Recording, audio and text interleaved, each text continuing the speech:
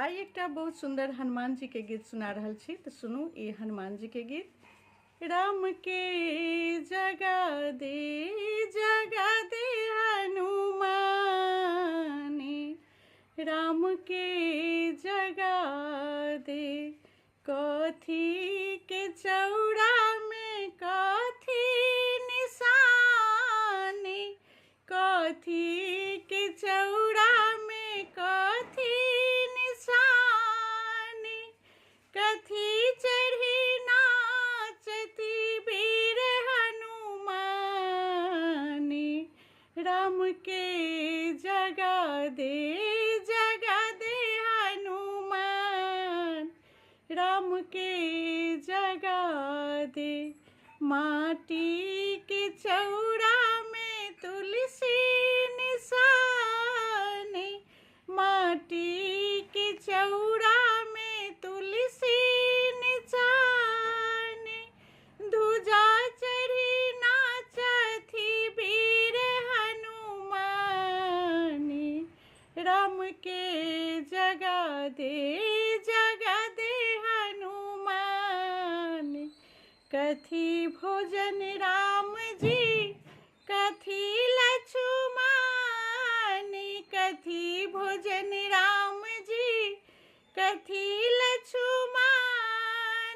कथी भोजन देबनी वीर हनुमानी। राम के जगा दे हनुमानी, राम के जगा दे। खोआ भोजन राम जी मलाई लछुमानी, खोआ भोजन राम जी मलाई लछुमानी। लड्डू भोजन देबनी वीर हनुमानी। राम के जगा दे हनुमानी। कथी पहिरन राम जी कथी लछुमानी,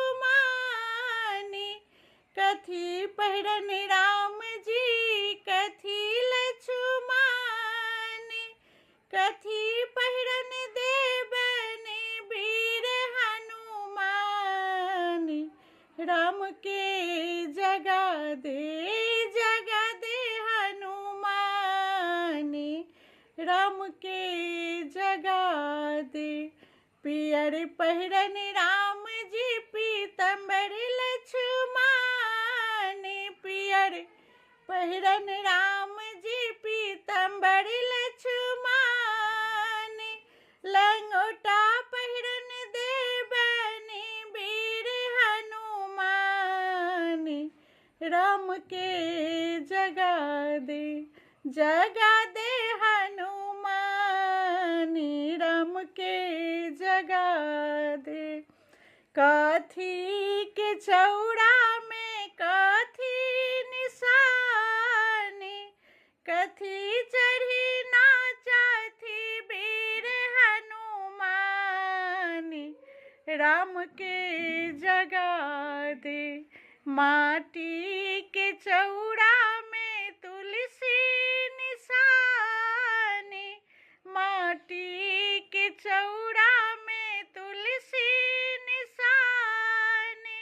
ध्वजा चढ़ी नाचती वीर हनुमानी।